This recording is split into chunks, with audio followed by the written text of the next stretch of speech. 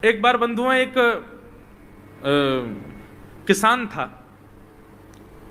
बड़ा भोला भाला, अनपढ़ था, ज्यादा पढ़ा लिखा नहीं था। किसान अपने खेत में खेती कर रहा था, तभी एक महात्मा उसके खेत में आ गए और महात्मा आके बोले, भाई हमको कुछ भोजन प्रसाद पवाओ।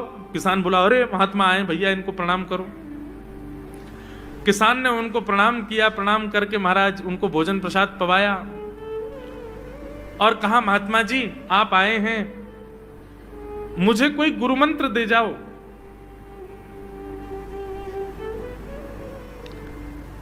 महात्मा जी ने सुंदर गुरु मंत्र दिया, द्वादशाक्षर मंत्र दिया।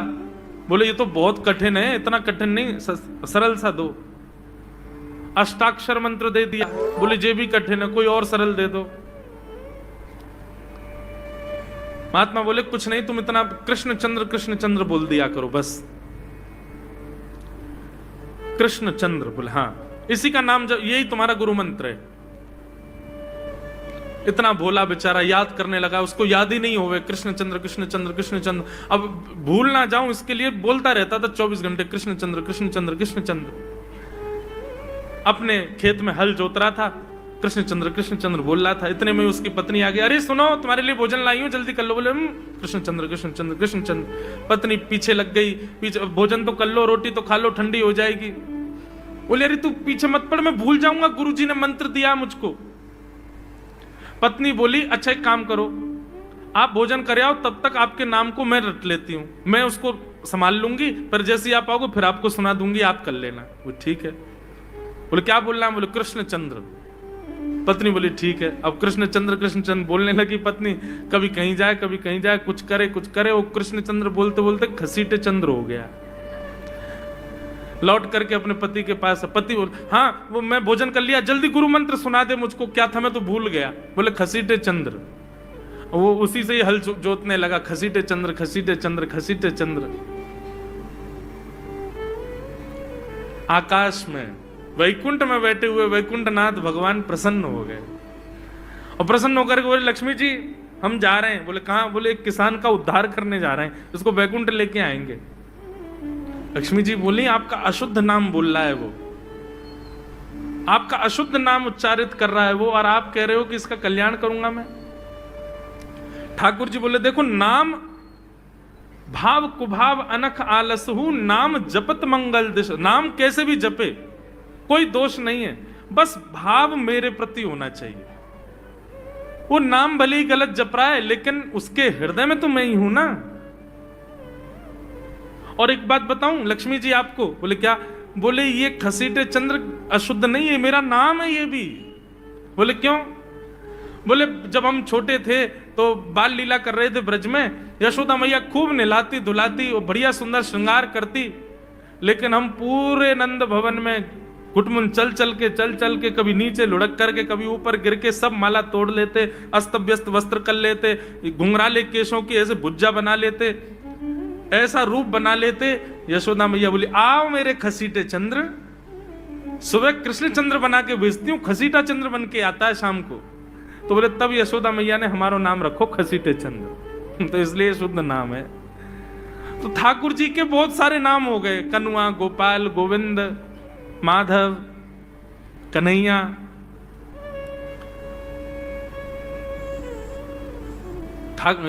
यशोदा जी का प्रिय नाम है कन्हैया। मैया लाल जी को इसी नाम से पुकारती है। ठाकुर जी अब धीरे धीरे 3.5 वर्ष के हो गए, और जैसे ही 3.5 वर्ष के भय महाराज, मानो जैसे उनके शरीर में स्प्रिंग एक्टिवेट हो गई हो। इतना ऊधम मचाते हैं, इतना ऊधम मचाते हैं, पूरी गोकुल की नाक में दम कर रखा ठाकुर जी ने। यशोदा मैया ने लाल जी को नूपुर पहना रखे। सवेरे जैसे ही ठाकुर जी उठते हैं, नूपुरों की आवाज आती है तो यशोदा मैया तुरंत रसोई घर से दौड़ के जाती है लाला के पास। लेकिन ठाकुर जी इतने चतुर हैं, यमुना तट पर जाते हैं और नूपुरों में बालू भर लाते हैं कि कल नूपुर आवाज नहीं करेंगे, सुबह उठ के हम घर से भाग जाएंगे कहीं और, मैया को पता ही ना चलेगी। ऐसा उधम मचा में श्री सुखदेव जी वर्णन कर रहे हैं, श्रृंग्यग्निडम शशि जल द्विज कंटकेभ्य क्रीड़ा परावति चलौ स्वसुतौ निषेधुं गुह्यानि कर्तुमपि यत्र न तज्जनयो गुह्यान् सेकात आपतुरलं मनसो नवस्थान। सुखदेव जी वर्णन कर रहे हैं, राजन अब ठाकुर जी वो लीला कर रहे हैं जिस लीला पर देवताओं को भी विश्वास नहीं हो रहा है। ऐसी लीला ठाकुर जी कर रहे हैं कि किसी को भरोसा ही नहीं हो रहा कि जगत नियंता जगदाधार ये कर सकता है। बोले ठाकुर जी क्या करते हैं? बोले ये मत पूछो क्या करते हैं, यूं कह रहे हैं क्या नहीं करते। जो माता पिता अपने बालकों को बहुत उद्यमी समझते हैं, बहुत बड़ी कृपा है ठाकुर जी की कि आपके घर ठाकुर जी जैसे उद्यमी बालक नहीं है। ऊधमों के सिरमौर हैं ठाकुर जी। कैसा ऊधम मचाते हैं? बोले श्रृंगी। नहा धो करके ठाकुर जी सवेरे तैयार होते हैं, सबसे पहले गैयाओं के पास जाते हैं। मैया कहवे लाला नहा धो के सबसे पहले गैयान को प्रणाम करवे जा, गैयान को स्पर्श कर फिर कछु करियो। ठाकुर जी गैयाओं को प्रणाम करने जाते हैं। जैसे ही देखते हैं कि कोई गैया बैठी है, सो ठाकुर जी कहें अरे अरे मैया या गैया को आलस आ गयो, या को आलस दूर कर दूं। सो बैठी हुई गैया के ठाकुर जी सींग पकड़ लेते हैं और सींग पकड़ करके अपनी ओर खींचते हैं। दूसरी तरफ से सींग बलराम जी पकड़ लेते हैं। अब ऐसे सींग पकड़ करके ऐसे ऐसे गैया के सींग हिलाते हैं। अब बैठी रहती गैया थोड़ी देर तो कोई बात नहीं, जैसे जोर जोर से हिलाना प्रारंभ करते हैं सोई गैया खड़ी हो जाती है। और जैसी गैया खड़ी होती ठाकुर जी लटक जाते हैं सींगों से। अब ठाकुर जी को तो बढ़िया झूला बन गया, गैया की सींगन पर झूल रहे हैं। थोड़ी देर तो गैया इधर से उधर ठाकुर जी को झुलाती रहती है, लेकिन थोड़ी देर बाद जैसे ही ठाकुर जी की पकड़ कमजोर होती है, गैया को पता चल जाए कि अब लाला गिरवे वारो है। तो गैया भी इतनी चतुर कि वो गोबर में ही जाके खड़ी हो गए। ठाकुर जी के आगे कुछ चल, मैं गोबर में जाऊंगा। गैया के ना अब तो मैं यहीं खड़ी रहूंगी, तुम गोबर में ही गिरो।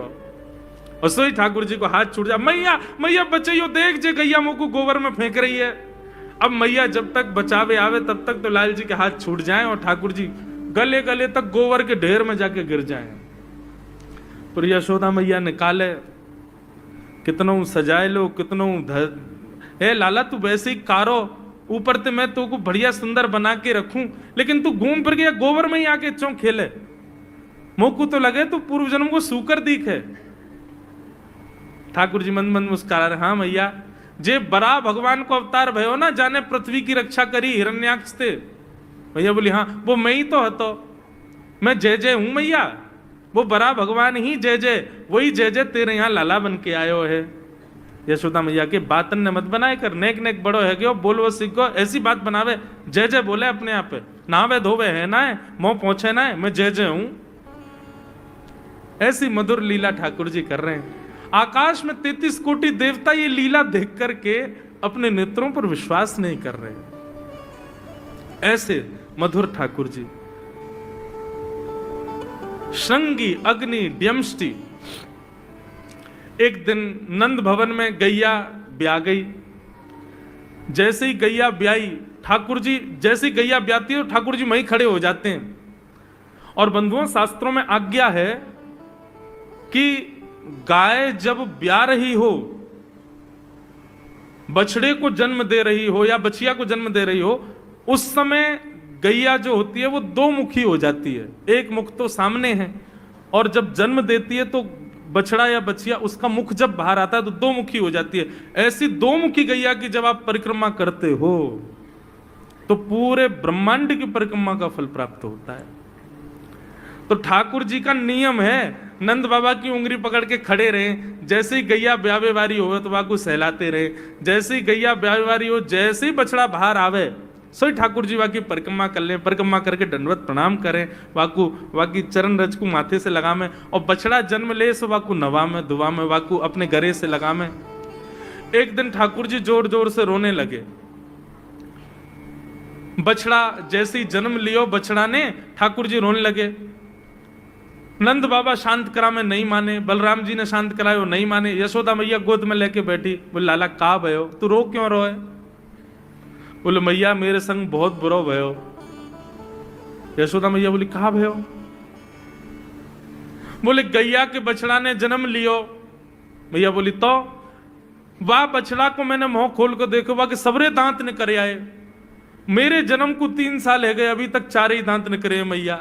वो टूट जाए दमष्टी रो रहे हैं अपने दांतन को, मेरे दांत चौना ने कर रहे सबरे। वाह बछड़ा के जन्म लेते सबरे दांत आ गए, मेरे दांत चौने ही आ रहे हैं। यशोदा मैया ऐसी मधुर बात सुन करके लाल जी को हृदय से फिर झूठी झूठी कहती, मैया कहती लाला तू दूध ना पीवे ना, पूरे दिन मक्खन खावे, मक्खन चिकनो होवे, दांत निकरे चिकनो है कि सुई पेट में चलो जाए, तो दूध पिए कर। कबहू भड़ेगी चोटी मैया मोरी, कबहू भड़ेगी चोटी।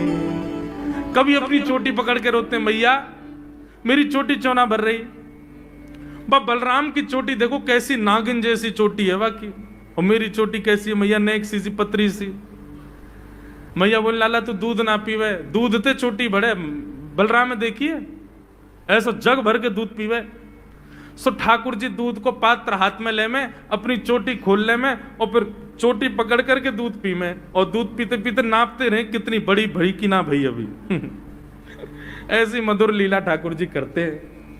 ऐसी लीलाएं हैं ठाकुर जी की कि उन लीलाओं को सुनकर के जो ज्ञान के मार्ग को नहीं समझ पाते, जो वैराग्य के मार्ग को नहीं समझ पाते, जो ज्ञान और वैराग्य से ठाकुर जी को प्राप्त नहीं कर पाते, वो इन लीलाओं से ठाकुर जी के हो ही जाएंगे। ऐसी लीला है। और क्या करते हैं ठाकुर जी? बोले द्विजकंटकेभ्य।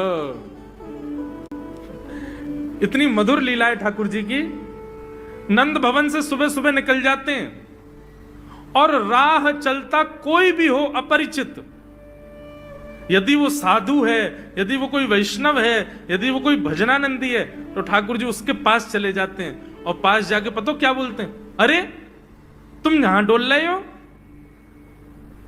बोलो भैया कौन हो तुम? अरे जी सब बाद में पूछियो, हम तो यूं कह रहे तुम यहां घूम रहे हो, नंद बाबा तुम्हारी मां बात देख रहे हैं, नंद बाबा तुम्हारा इंतजार कर रहे हैं। किसी से भी? बोले काय को कर रहे हैं भैया इंतजार? अरे आपके काजे यशोदा मैया ने 56 भोग बनाए हैं, और यशोदा मैया तो थाली सजा के बैठी है, आप घर जाओगे तब आपको प्रेम से प्रसाद पवाएंगे, फिर दक्षिणाओं देंगे। अरे जल्दी करो, देरी मत करो, जल्दी नंद भवन पहुंच जाओ। रोज 150 से 200 अपरिचित वैष्णव संत साधु नंद भवन आते हैं, और सब आकर के कहते हैं यशोदा मैया आप हमारी प्रतीक्षा कर रही थी, लाओ प्रसाद पवाओ। यशोदा मैया बोली मैं कौन ने कही आपसे? बोले आपको लाला बोल रहा हूं कि यशोदा मैया तो ये कह रही। यशोदा मैया जैसे तैसे पवा देती, दक्षिणा देती, रात में लाला से कहती चौरे लाला तू सबंते यूं क्यों कहते मैं प्रतीक्षा कर रही? मैया एक तो मैं अपने घर में सब तीर्थन को भेज दूं, ये संत महात्मा चलते फिरते तीर्थ है मैया, इनको जितनो ऐसा कि अपने घर बुलानो चाहिए, इनको प्रसाद पवानो चाहिए, या हमारे गोकुल में आवे वाले सब संतन को खोज खोज के मैं तो तेरे पास भेजूं, ताकि तू ने रसोई घर में लगेगी, भोजन प्रसादी बनावेगी और बढ़िया संतन को पवावेगी, तो तेरे घर में सबरे तीर्थ आ जाएंगे मैया। ऐसा प्रेम। एक दिन ठाकुर जी के अब मित्र बन गए। कौन है मित्र?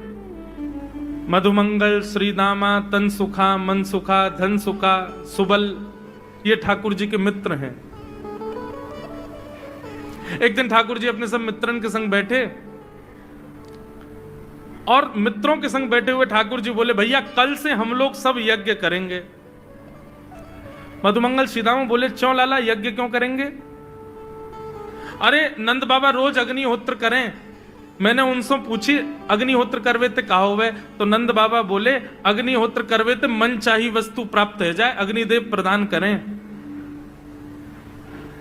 ठाकुर जी के सब सखा बोले लाला तू काय को करेगा अग्निहोत्र? बोले अग्निहोत्र करेंगे, अग्निदेव को प्रसन्न करके कहेंगे हमारी सुंदर सी बहू आ जाए, बस से हमारा ब्याह हो जाए। अग्निदेव की प्रतीक्षा कर, अग्निदेव को प्रतिष्ठान करेंगे। सब श्रीदामा मधुमंगल 3.5 वर्ष के ठाकुर जी, सोचो 3.5 वर्ष के ठाकुर जी, सखा कितने बड़े बड़े होंगे। नेक्स्ट से सबरे सखा बैठ गए, सूखे पत्ता इकट्ठे करके अग्नि प्रज्वलित कर ली, सूखे पत्तान को चूरो बना के आपस में बांट लियो। ठाकुर जी आचार्य बन के बैठ गए और बोले सुनो मैं मंत्र बोलूंगा और जैसी कहूं स्वाहा सबरे डालियों।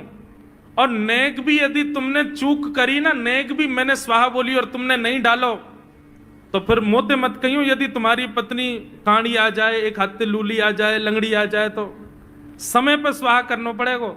सब ग्वाल बाल बोले जो कहे वो लाला सो करेंगे, तू करवा। ठाकुर जी ओम नम नम नम स्वाहा, सब स्वाहा, सब एक संग डालते। हे श्रीदामा तू देरी ते डाले, देख लियो लंगड़ी आ जाएगी तेरी बहू, अग्निदेव को प्रसन्न करो। इस प्रकार ठाकुर जी सब ग्वाल बालों के संग खेलते हैं। ग्वाल बाल बोले लाला यज्ञ तो है गयो, अब ब्राह्मणन को भोजन के काजे बुलाओ, यज्ञ के बाद ब्राह्मण भोज होना चाहिए। सोई ठाकुर जी अपने सब ग्वाल बालों की उंगली पकड़ करके पूरे गोकुल में जाते हैं, ब्राह्मणों के घर जाकर के कहते हैं आज नंद भवन में बढ़िया उत्सव भयो है, बढ़िया यज्ञ भयो है, भोजन के काजे शाम को आपको परिवार सहित आनो है।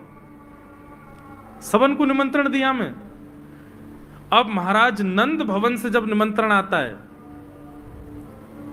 तो ब्राह्मण लोग ब्राह्मणी से कहते हैं कि आज चूल्हा मत जलाना। क्यों? अरे नंद भवन में भोजन की सूचना मिलती है तो 3 दिन से भूखे रहते हैं ब्राह्मण। क्यों? इतना खवाएंगे नंद बाबा, इतना खवाएंगी यशोदा मैया कि पेट भर जाएगा, 2 दिन तक भूख भी ना लगेगी, इतना भोजन करना पड़े। ए ब्राह्मणी चूल्हा मत जलाई, और सुन नमक को पानी और दे दे। नमक को पानी पी पी करके भूख बढ़ाते हैं अपनी। बोले शाम को जाएंगे और बढ़िया चकाचक महाराज 56 भोग पाएंगे। शाम का समय हुआ, सैकड़ों हजारों ब्राह्मण आकर के नंद भवन के बाहर खड़े हो गए। यशोदा मैया ने अटारी से जैसे ही देखा इतने सारे ब्राह्मण, यशोदा मैया उतर करके आई, बोली आओ भगवान पधारो, सबन को जय श्री कृष्ण, सबन को प्रणाम। जे बताओ आज मेरे द्वार पर आप सबन को एक साथ आने को कारण कहा है? किसी को निमंत्रण देकर के और फिर पूछो कारण क्या है, बड़ा अजीब लगता है। किसी को आपने बुलाया भोजन पे, वो बेचारा आ गया, फिर आप कहो बताओ भैया कैसे आए, कितना अजीब लगे। ब्राह्मण बोले मैया तुम हम तो पूछ रही हो या बात है? अरे सवेरे तो भूखे प्यासे बैठे हैं, जल्दी भोजन पवाओ। आपके यहां यज्ञ भयो, यज्ञ की पूर्ण आहुति की प्रसादी पावे आए हैं, और काहे क्यों आए हैं? यशोदा मैया बोली कौन सो यज्ञ, कब भयो यज्ञ, कौन सी पूर्ण आहुति? ऐसो कछु ना भयो हमारे यहां, आप लोगन को कोई गलत जानकारी मिली है, कौन ने कही आपते? ब्राह्मणों के नेत्रों में आंसू आ गए। बोले मैया एक तो हम सवेरे से भूखे, ऊपर ते ब्राह्मणी से मना और करे आए कि तू चूल्हा मत जलाइयो। ब्राह्मणी भी बात निहार रही है कि डिब्बा में लेके आएंगे हमारे काजे भी भोजन। खाली हाथ गए तो ब्राह्मणी डांटेगी अलग। मैया तेरो लाला सवेरे सवेरे आयो और सब ग्वाल बालन के संग आके हमसे कह के गयो यज्ञ भयो, यज्ञ की पूर्ण आहुति में भोजन करवे सबन को आनो है, हम तो यही मारे चले आए। यशोदा मैया बोली या लाला ते कैसे बचूं मैं, पूरे दिन कम से कम 2-2.5 हजार लोगन को निमंत्रण ऐसे ही देते रहे। यशोदा मैया बोली आपकी व्यवस्था करूं, लेकिन पहले यार लाला को तो देखूं मैं, है कहां ये? नंद भवन के पीछे बगीचा में ठाकुर जी अपने सब ग्वाल बालन के संग खेल रहे। यशोदा मैया गई, जाकर के बुलाए, ए लाला ओ कन्हैया यहां पे आ। ठाकुर जी ने जैसी देखी यशोदा मैया बुला रही है, लेकिन यशोदा मैया के संग जे कौन खड़े हैं? ए श्रीदामा मधुमंगल। बोले हाँ ये तो सांची में आ गए सबरे ब्राह्मण, हम तो ऐसे खेल खेल में निमंत्रण दे के आए इनको। मैया बहुत मारेगी भैया, मैं अकेला नहीं जाऊंगा, तुम भी चलो मेरे संग, यदि मुंह में एक थप्पड़ पड़ो तो तुम मुंह पड़वाऊंगा, मैया बहुत मारेगी आज। और मधुमंगल श्रीदामा जबरदस्ती उनको हाथ पकड़ के ठाकुर जी ले गए। हाँ मैया बता कहा कह रही? मैया ने कान पकड़ो, है रे लाला जो जो बड़ो है तो जा रहा हो, तेरे उधमन की सल ना है पड़े। काकियो तेने? बोले काकियो मैंने, ये सब कौन है? मोह का पतो कौन है? मैं ना जानू मैया इन्हें। बोले जे सब रे ब्राह्मण है हमारे गोकुल के, और सब यूं कह रहे हैं तेने इनके घर जाके इनको सबन को निमंत्रण दियो, यूं कहीं हमारे यहाँ यज्ञ भयो आकर के आप सबन को भोजन पानो है। मैया तेरी सौगंध खा के कह रहा हूं, मुझको तो जीव ना पता इनको घर कौन सी गली में, झूठ बोल रहे हैं सब रे, मैंने निमंत्रण ना दियो। ब्राह्मण सब बोले मैया देखो कैसो सफेद झूठ बोल रहे हैं आपके आगे, मैया बोली सच बता, तेने निमंत्रण क्यों दियो? तब ठाकुर जी बोले मैया बताऊं? बोले बता। बोले हम खेल खेल को यज्ञ कर रहे, वाह यज्ञ में सामग्री नहीं, वाह यज्ञ में मंत्र बोलवे वाले भी ना है, वाह यज्ञ में कोई ब्राह्मण भी ना हो, हम आपस में ही सब यज्ञ कर रहे। भाई यज्ञ के बाद ये मधुमंगल बोलो ब्राह्मण भोजन होना चाहिए, तो हमने इन ब्राह्मणों को न्योता दे दियो। मैया बोली अब ये ब्राह्मण आगे कहां पवाऊं? बोले मैया देख सीधी बात है, या में ज्यादा चिंता करवे की कोई बात ही ना है। जब बिना मंत्र के, बिना ब्राह्मणन के, बिना यज्ञ सामग्री के हमारा यज्ञ है सके, तो ऐसे ये भी खाली खाली दोना लेके बोलते हैं हाँ भाई रसगुल्ला बहुत बढ़िया बनो है, ये देखो ओ हो मोहन थार तो बहुत ही बढ़िया बनी है, सब्जी तो पूरी कितनी बढ़िया लग रही है, खाली पत्तल लगा दे, खाली दोना लगा दे, और भाव से ये लोग भी पालेंगे है क्यों भोजन, भाव को यज्ञ भाव को भोजन। ब्राह्मणों को बंधुओं गुस्सा, ठाकुर जी की लीला पे किसी को क्रोध नहीं आता, सब हंस जाते। पर यशोदा मैया आधी रात में रसोई बनाती है, सब ब्राह्मणों को पवाती है, और इतना बनाती है कि उनके घर भिजवाती है। मैया बोले लाला इतना काम करावे? बोले मैया तू बैठी बैठी ना मोटी है गई है, या हमारे मुंह को लगे, तू पूरे दिन लगी रहकर रसोई में कछु कछु बनाती रहकर। ऐसी ठाकुर जी की मधुर लीला। बंधुओं,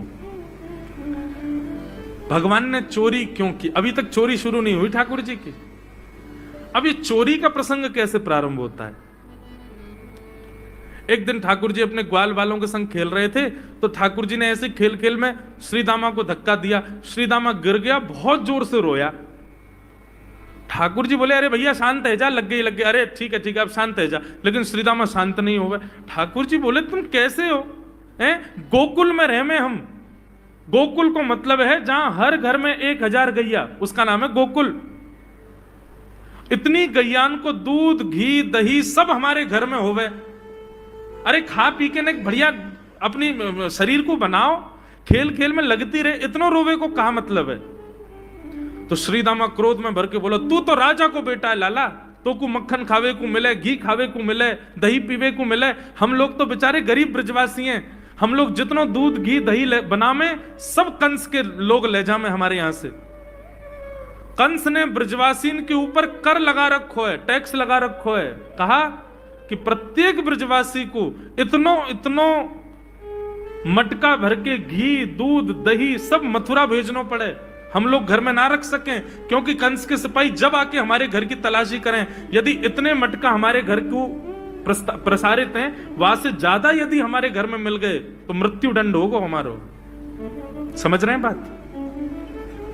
कंस ने पूरे ब्रजवासियों को कह रखा है कि हर घर में 4 मटकी से ज्यादा नहीं होनी चाहिए, उससे अधिक आने वाला दूध घी दही ये सब मथुरा भेजना है। और यहां हर ब्रजवासी के यहां 1000 गैया, और 1000 गैयाओं का जितना दूध घी दही होता है उसमें से 4 मटकी केवल घर में रहती हैं, बाकी सब मथुरा भेजना पड़ता है। या हमारे लाला हम लोगन को खावे पीवे को ना मिले, तू तो राजा को बेटा है, तेरे नंद बाबा तो गोकुल के राजा हैं, या हमारे तो को तो खूब छूट है, हम लोगन को छूट ना है। ठाकुर जी बोले ये बात है? बोले हाँ। ठाकुर जी बोले मेहनत करें हम, गैया को पाले हम, गैया को घास खवाएं हम, गैया की सेवा करें हम, और दूध पीवे को वो राक्षस कंस।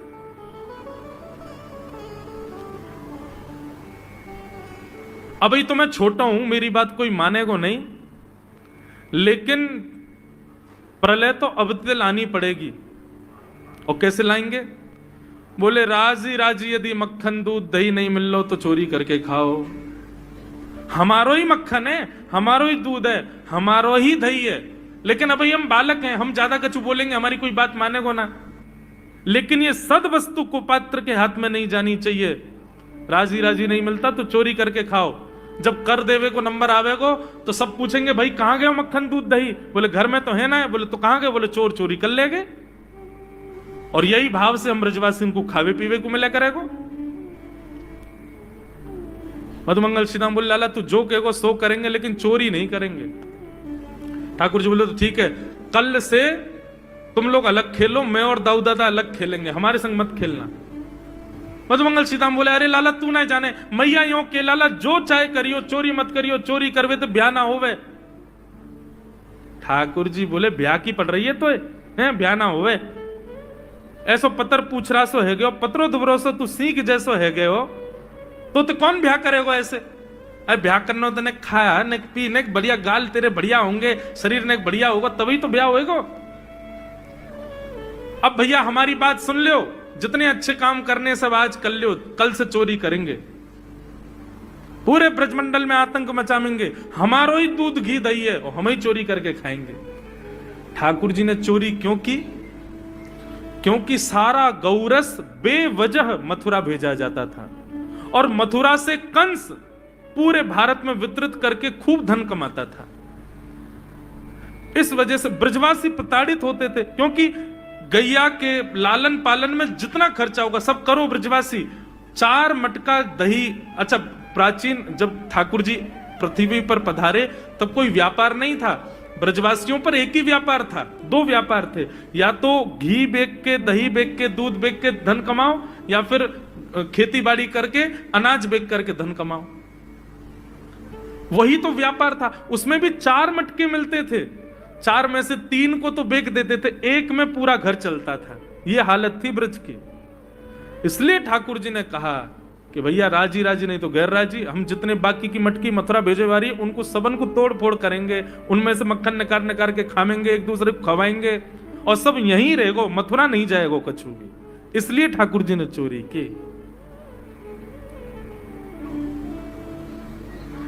ठाकुर जी बोले प्रैक्टिस मेक्स मैन परफेक्ट। सबसे पहले प्रैक्टिस अपने घर में ही कर लें कैसे करनी है चोरी। सो अगले दिन ठाकुर जी सवेरे उठे, देखने लगे यशोदा मैया देख तो नहीं रही, और ठाकुर जी चुपचाप गए महाराज जहां पर सारे मक्खन दूध दही रखे, वहां पहुंच गए गौरस भंडार में।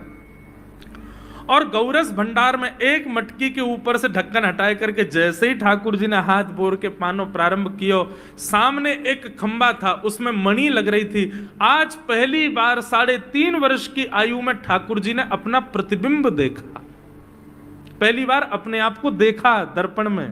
बंधुओं, बच्चों को शीशा नहीं दिखाते, छोटे बच्चों को तो दिखाते ही नहीं, और 3-4 वर्ष तक भी बालक को अपनी शक्ल थोड़ी देखता है वो।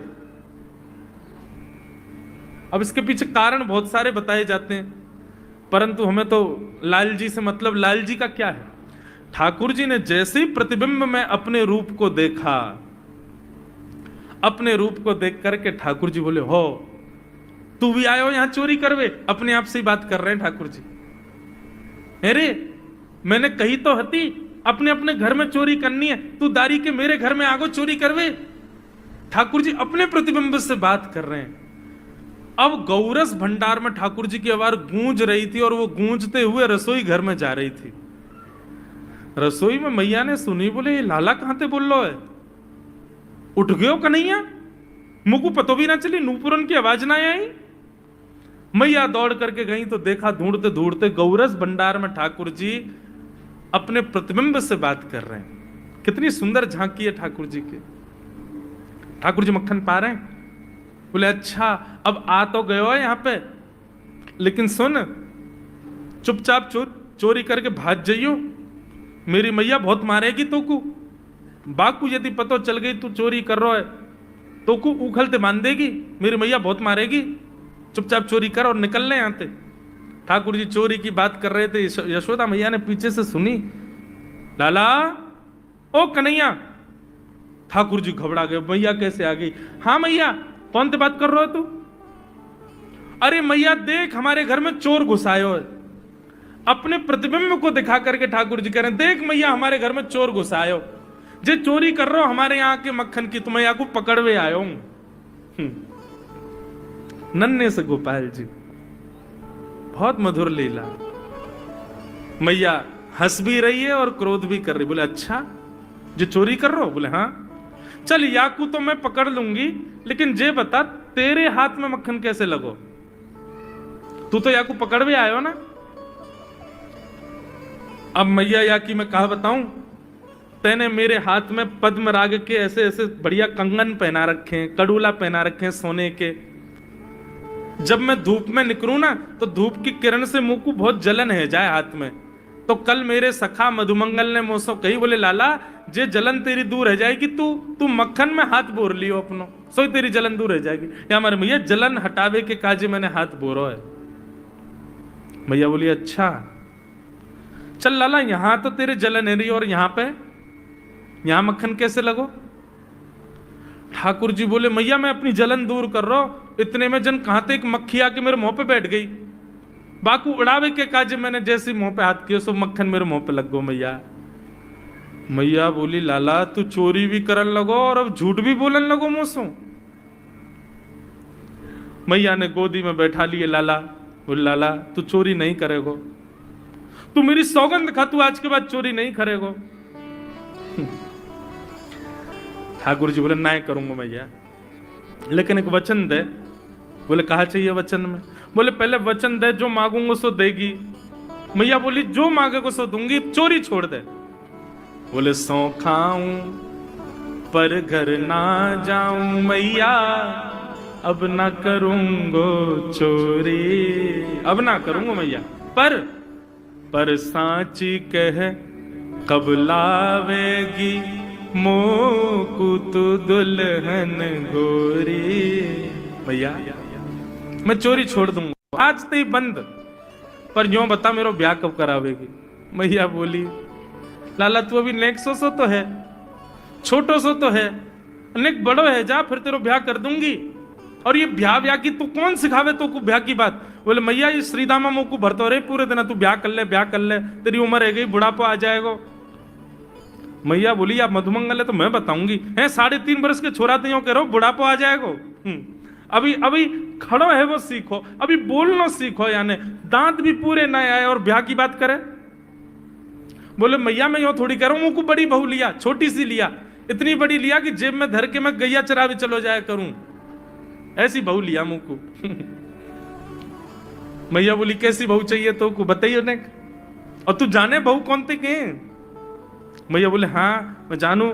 ठाकुर जी बोले मैं जानू, मैं बहू कौन थे के। बोले जैसे नंद बाबा की तू बहू है ऐसी मेरी बहू आ जाएगी। बहुत मधुर लीला है, ऐसी ठाकुर जी लीला करते हैं। ठाकुर जी ने ग्वाल वालों से कहा भैया मिशन फेल हो गया, घर में तो चोरी नहीं कर पाए हम, अब दूसरे इनके घर में दावे बोलो। एक दिन महाराज ठाकुर जी का जब आतंक खूब बढ़ गया गोकुल में, सब गोपियों ने जाकर के मैया से शिकायत करी है। वत्सान मुंचन क्वचित समय क्रोश संजात हास, स्तेयं स्वाद्वद्धिपयः कल्पितैस्तेययोगै, मरकान् भोक्षन् विभजति सचेन्नात्रिभाण्डं भिनत्ति, द्रव्यालाभे सग्रह कुपितो यात्युपक्रोशतोकान्। सब गोपियों ने जाकर के मैया से शिकायत करी, बोले मैया अपने लाला को संभाल लियो, नहीं तो कावदना हम देख लेंगी और फिर हमसे मत कहियो कि तेने मेरे लाला से यूं क्यों कही। मैया बोली कहा क्यों मेरे लाला ने। गोपी बोली ये बस सुन लो और यूं बताइयो कहा ना करे तुम्हारो लाला।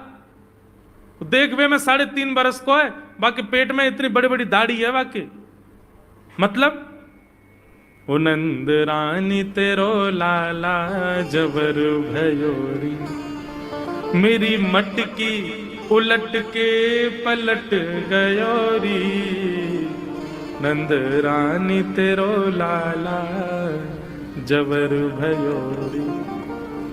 जबर मतलब अब सुगड़ है गयो है, न बलवान है गयो है, सब जानकारी है या कुछ छोटो बालक मत समझियो। गोपियों ने जाकर के अपनी अपनी दुख दर्द सुनाए मैया को। मैया बोली अरे भैया मेरे लाला को मक्खन की कोई कमी थोड़ी है, मेरे लाला को दूध की कोई कमी थोड़ी है, मेरो लाला चाहे तो मक्खन से नहावे, दूध में नहावे, इतना मक्खन दूध दही मेरे घर पे, तुम्हारे यहां क्यों चोरी करेगो। अरे कई बार बालकन को अपने घर को भोजन बढ़िया ना लगे, दूसरे के घर को बढ़िया लगे, अगर बार ने तुम्हारे यहाँ की नेकाद मक्खन खा लिया तो वहां इतना रो क्यों रही हो।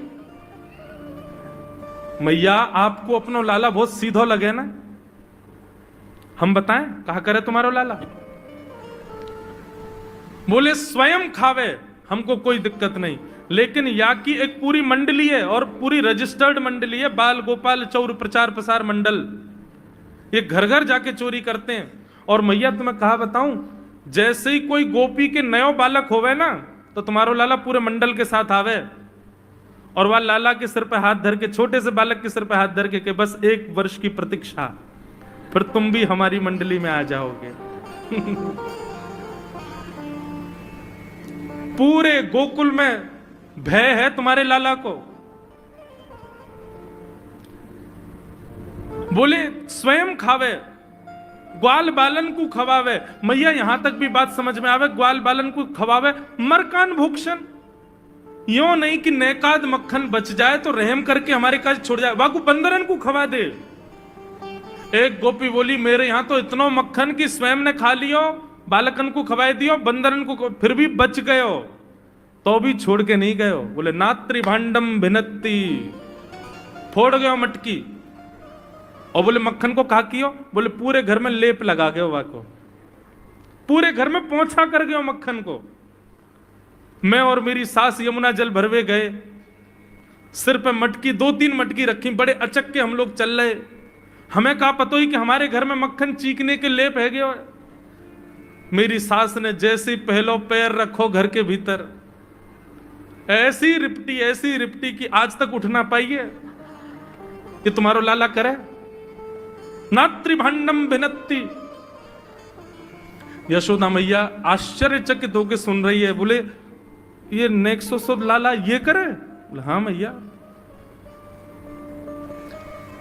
एक गोपी बोली मैया अगर चोरी करे तो दिक्कत, और यदि किसी कारण से हमने लाला को रोक दियो, चोरी नहीं कर पाए हमारे घर, तो हमारे रोने क्यों?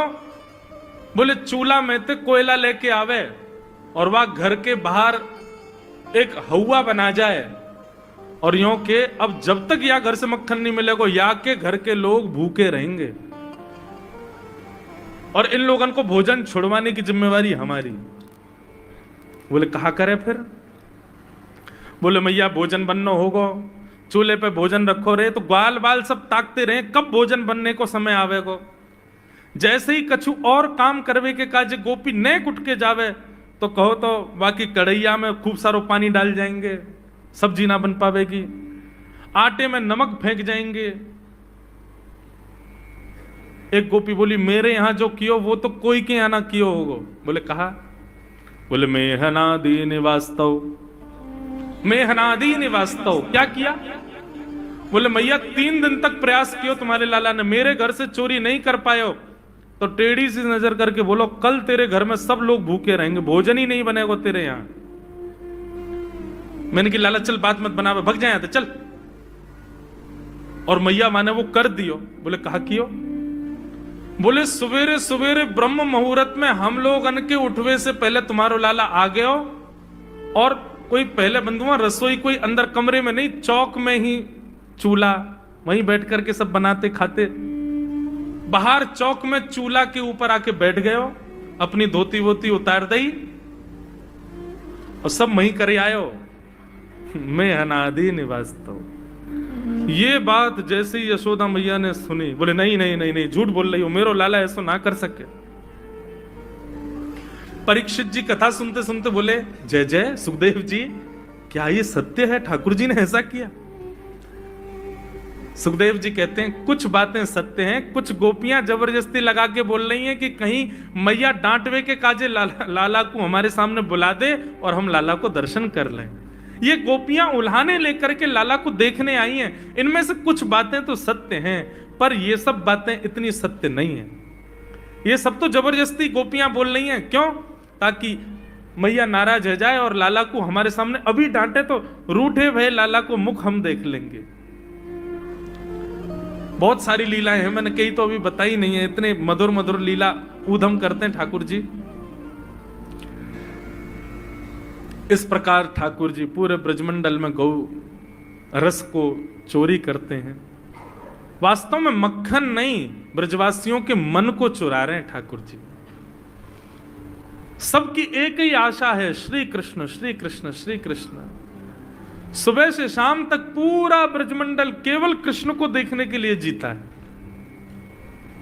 ऐसी ठाकुर जी की मधुर लीला।